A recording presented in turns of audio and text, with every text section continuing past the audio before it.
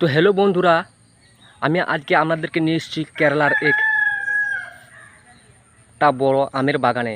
কেন স্পেশালি এই ভিডিওটা কিন্তু বাংলাদেশি ভাইদের জন্য। বাংলাদেশি ভাইরা কেননা জবের জন্য বা কাজের জন্য গালফ কান্ট্রিতে বা ইউরোপ কান্ট্রিতে বহুত মুশকিলভাবে যাচ্ছে।